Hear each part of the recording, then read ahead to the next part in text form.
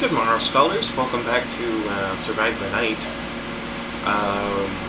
So in the last chapter, they tried to make their escape and were thwarted by a manhole cover.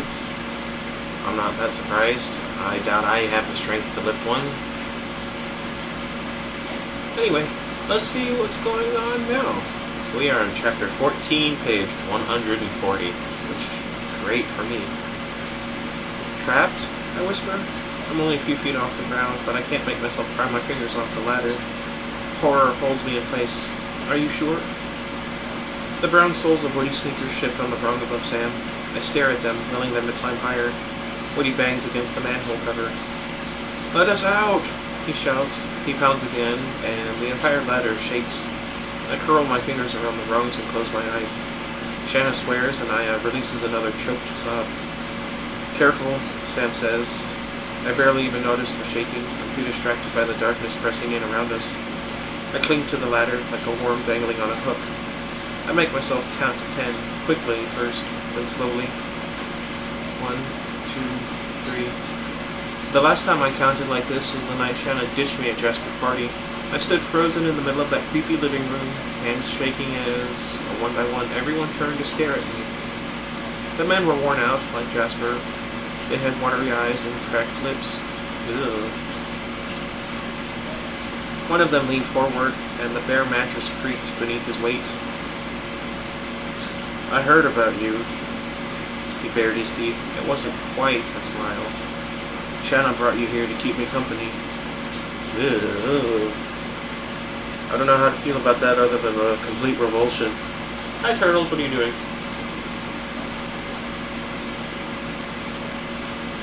Sorry.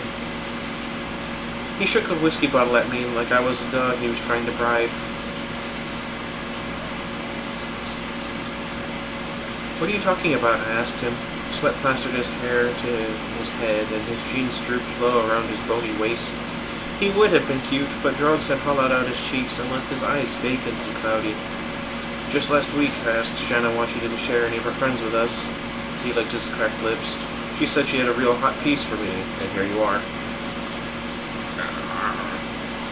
I'm gonna have to wash out my mouth. I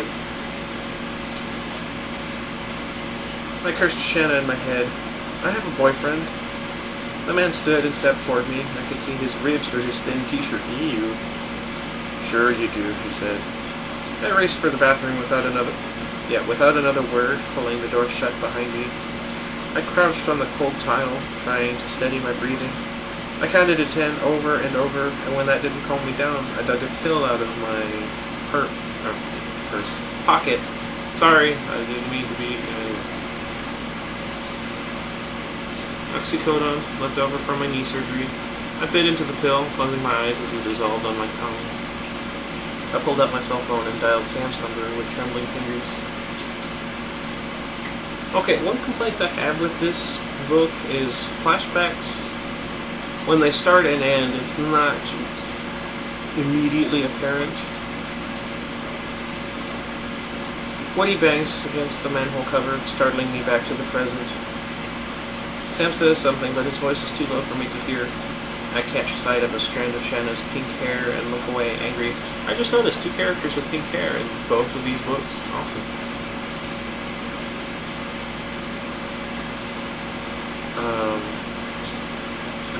I catch sight of a strand of Shanna's pink hair and look away, angry. I don't know why I'm surprised when beef like this happens anymore. Shanna ruins everything she touches. That's sad. There's a shuffle above us. Sam climbs up next to Woody, and both of them pound against the cover together. Hope rises in my chest, and I grip the ladder even tighter. But they stop pounding after a second. Sam swears. Climb down, he says. No. I picture peeling my fingers away from the rungs, but it's like they've been glued into place. Julie was murdered down there. We can't go back. Casey, Sam whispers, you have to go down. I move my feet first, careful not to look into the shadows behind me, but the darkness seems to pulse. I picture it edging closer, the circle of candlelight growing smaller around us. Oh no. Aya says when she drops to the ground next to me. She curls over herself, her shoulders shaking. Oh no, oh no. Shh, calm down.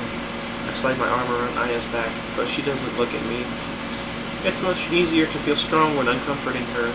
She starts to rock, and for just a moment, I forget my own fear. Oh no, she whispers, we're gonna die, we're gonna die. Honestly, I doubt I would be able to hold it together any better than her. In fact, I feel.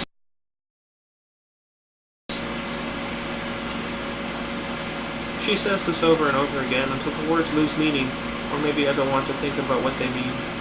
Her voice carries through the silent tunnel, and bounces off walls and travels far into the darkness. Fear creeps back into my bones as I push the sweaty hair off Aya's forehead and try to quiet her. Her sobs will call Julie's murderer right to us, unless the murderer knows we're here already.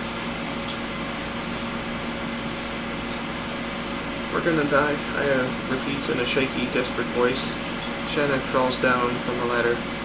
Can't you shut her up? She asks. She leaps to the ground, her boots silent on the concrete. I don't want her help, but she huddles next to me anyway. She's scared, I say. Shanna raises an eyebrow, giving me a look halfway between duh and what the beep are you talking about? Or don't you remember that we found one of our best friends dead a few minutes ago, I snap. I remember, Shanna says, her voice pure venom. She steps past me and takes Aya's chin, tilting her head so the candlelight illuminates her face. Aya's eyes are rimmed in red, her pupils dilated. She's high. Aya doesn't get high, I pointed out, even though I saw her stoned off her mind just a few hours earlier. Aya usually avoids drugs and cigarettes, claiming they're bad for her skin. Whatever she's on now is a lot stronger than pot. Did you drug her too? I honestly wouldn't be surprised. Shanna doesn't look at me. She bends down and her pink-tipped hair sweeps over her forehead. She looks like she's going to kiss Aya on the cheek or whisper something in her ear. Instead, she slaps her across the face. The sharp sound of skin hitting skin echoes around us. I don't know how I feel about that other than, I guess it's not disgust, but I feel like you shouldn't do that. Hey! Fury rears inside me. I grab Shanna's shoulders and shove her back, angling myself between her and Aya. Aya releases another hysterical sob. What the beep is wrong with you, I hiss. Sorry. Shanna pushes her hair behind her ears. I thought it would help. I glare at her as Aya crumples against my shoulder, sobbing and rocking. I'm pretty sure you made her worse, I say, patting Aya's hair. Shanna shakes her head and stares up at Woody and Sam. How could any of this be worse, she mutters. A drop of water hits the ground, sending every nerve in my body on edge. I whip around and stare. It's nothing. It's nothing, it's nothing, I repeat like a prayer. Shanna flinches and grabs my arm, her icy fingers circling my wrist. Ugh.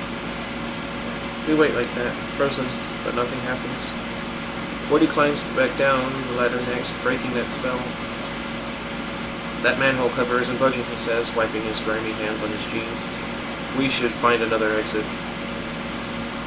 A short, nervous laugh bubbles from her lips. You mean, go back? It'll be okay. Sam kisses me on the forehead and warmth flickers through my skin. We'll stick together.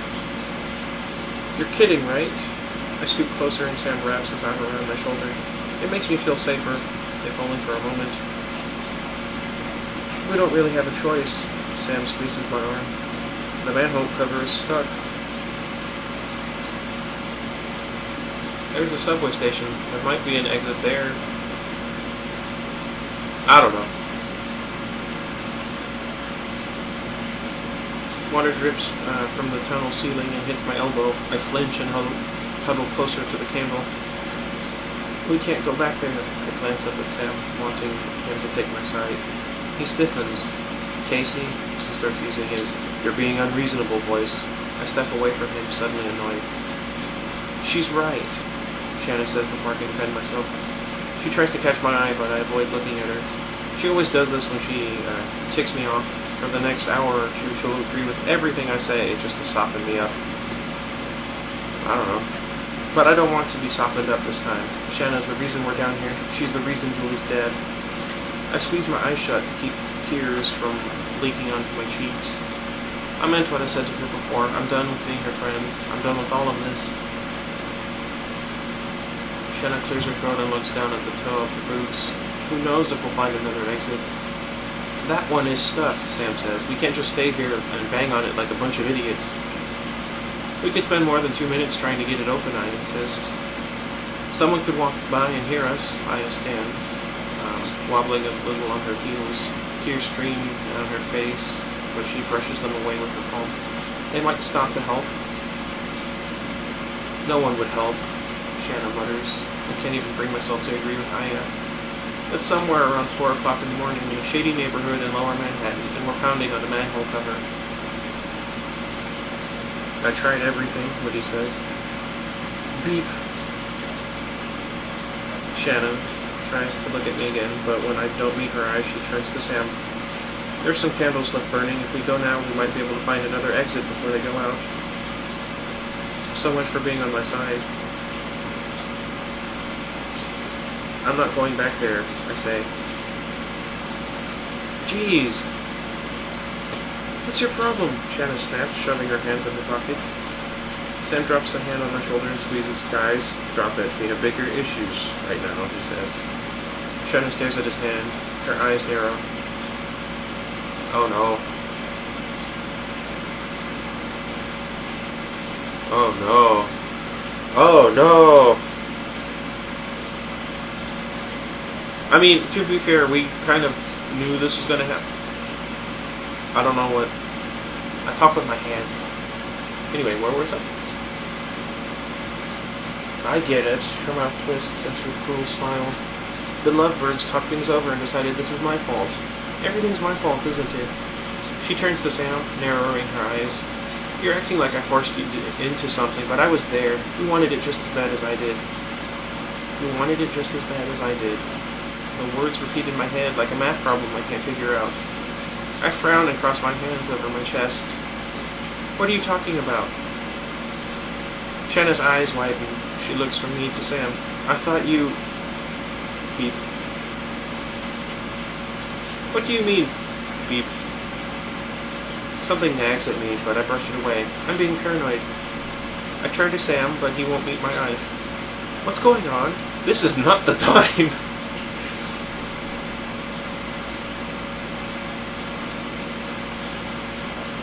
I ask. The nagging feeling gets stronger, more insistent. Nothing. Shanna shakes her head. She stares down at her boots. The nagging feeling is different now. It's panicked and ugly. Desperate. I turn back to Sam, heat rising in my face. You said you were with someone. My voice shakes, but I force the words out anyway. When we were broken up. Casey. Or I guess if you want Casey. I don't know. How would you say it here? He reaches for me, but I slap his hand away. I feel dirty where I let him touch me.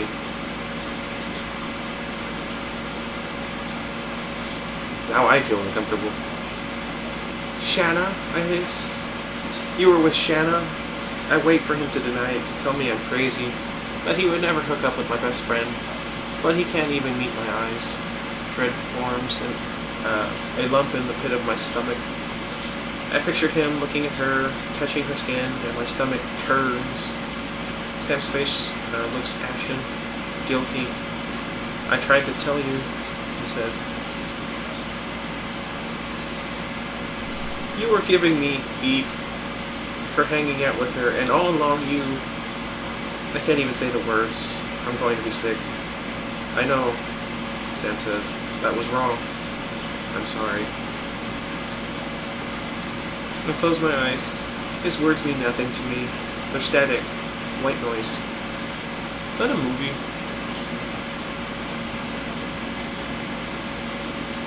You were broken up, Shanna adds, like this explains everything. I round on her. All the frustration and anger I felt since she spiked my drink bubbles up inside me. I'm an idiot for thinking she actually cared about me. She doesn't care about anything or anyone but her. Everyone said you were. Beep. I actually thought you were my friend, I say. Shanna stares at me for a beat, then her lips curl into a smirk that's halfway between embarrassed and proud.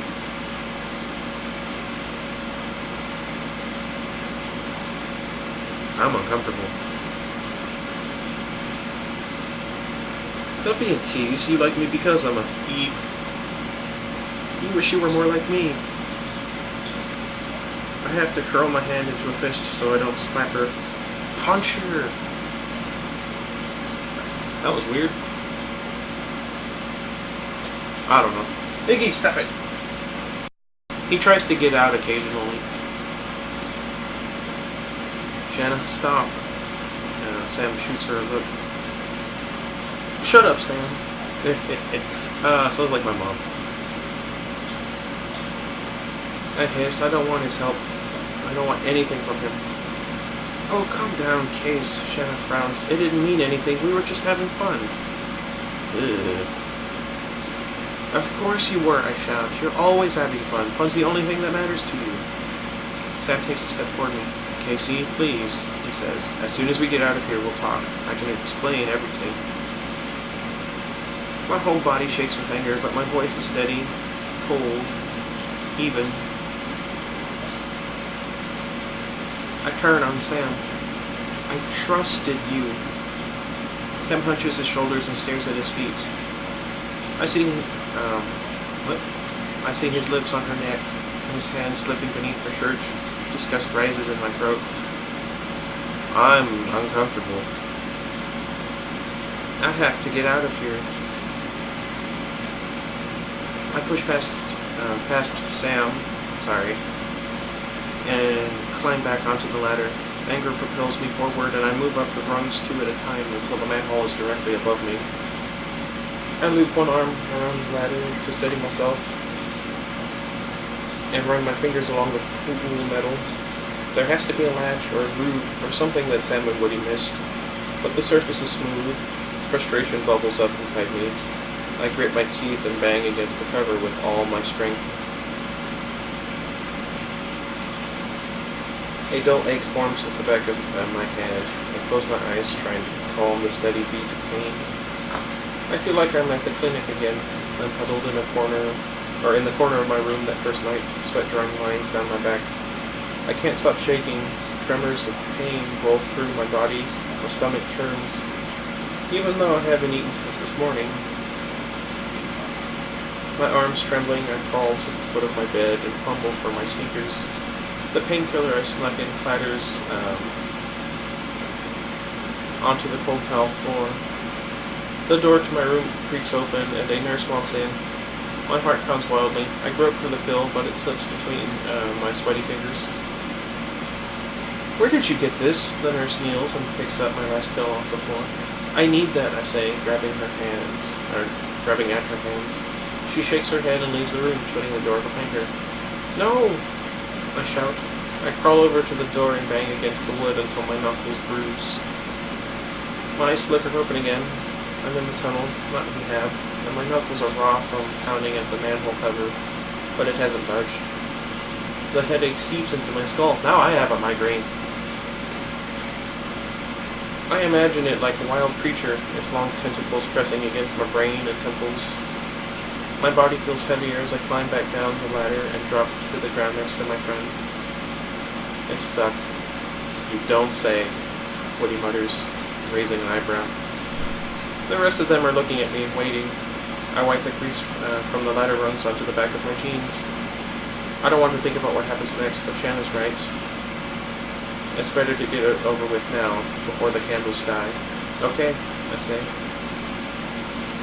Casey? Ted puts a hand on my arm. The same hand that touched Shanna's skin and hair and lips. I pull away, disgusted. Don't, I warn him. I still can't look at him in the face, so I stare at the toe of his sneaker.